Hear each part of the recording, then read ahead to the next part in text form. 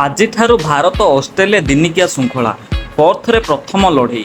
Champion trophy ବିଜୟ ପରେ ଲମ୍ବା ବ୍ୟବଧାନ ପରେ ଦୁଇ ମହାନ ଭାରତୀୟ ତାରକା ରୋହିତ ଶର୍ମା ଓ ବିରାଟ କୋହଲିଙ୍କ ପ୍ରତ୍ୟାବର୍ତ୍ତନ ଉଭୟଙ୍କ 2027 ବିଶ୍ୱକପ୍ ଖେଳିବା ନେଇ ଲାଗି ରହିଛି ଅଙ୍କକଷା।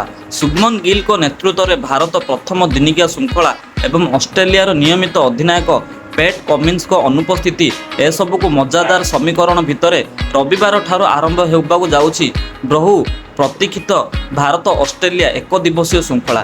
3 ମ୍ୟାଚ୍ ବିଶିଷ୍ଟ ଶୃଙ୍ଖଳାରେ ପ୍ରଥମ ଲଢ଼େଇ ରବିବାର ସକାଳେ ପର୍ଥର ଅପ୍ଟସ୍ ଷ୍ଟାଡିୟମରେ ହେବାକୁ ଯାଉଥିବା ଏହି ଦୁଇ ଦେଶର ପ୍ରଶଂସକ ବେଶ୍ ଉଲ୍ଲସିତ ଓ ଉତ୍ସାହିତ ଅଛନ୍ତି।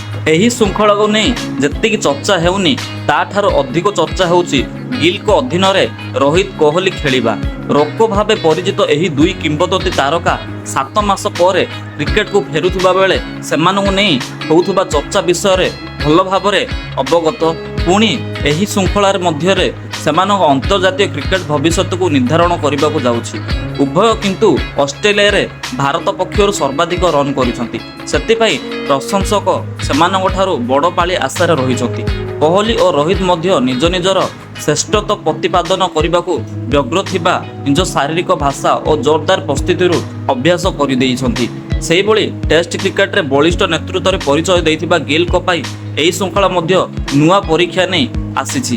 ସୀମିତ ଓଭର କ୍ରିକେଟରେ ଆଗଧାଡ଼ିରେ ରହି ଭାରତୀୟ ଦଳରେ ଥିବା ଏକାଧିକ ତାରକାଙ୍କୁ ସେ କିଭଳି ପରିଚାଳନା କରୁଛନ୍ତି ତାହା ମଧ୍ୟ ଲକ୍ଷେ ଟଙ୍କାର ପ୍ରଶ୍ନ ହୋଇଛି। ସେହିଭଳି ଅଷ୍ଟ୍ରେଲିଆ ମଧ୍ୟ ଏହି ଶୃଙ୍ଖଳାକୁ 2027 ବିଶ୍ୱକପ୍ ଲାଗି ପ୍ରସ୍ତୁତ ପର୍ବର ପ୍ରଥମ ଅଧ୍ୟାୟ ଭାବେ ନେବ ବୋଲି ସଂକେତ ଦେଇଛି।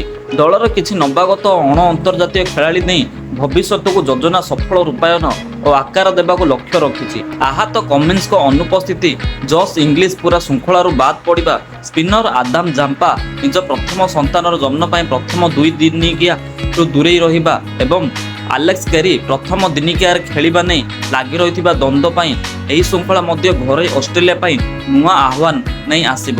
ପୁରା ଦିନିକିଆ ଶୃଙ୍ଖଳା ସହ ଭାରତ ଅଷ୍ଟ୍ରେଲିଆ 5 ମ୍ୟାଚ୍ ବିଶିଷ୍ଟ T20 ଶୃଙ୍ଖଳା ଲାଗି ଟିକଟ ବିକ୍ରି ପ୍ରାୟ ସରିଛି।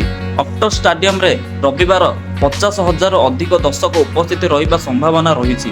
ଏହି ନବନିର୍ମିତ ଷ୍ଟାଡିୟମରେ ଛୋଟିଆ ଇତିହାସରେ ମାତ୍ର 2 ଥର ଦର୍ଶକ ସଂଖ୍ୟା 50,000 ଛୁଇଁଥିବାରୁ ରବିବାର ଆଉ ଏକ ନୂଆ ଅଧ୍ୟାୟ ଯୋଡ଼ି ହେବାକୁ ଯାଉଛି।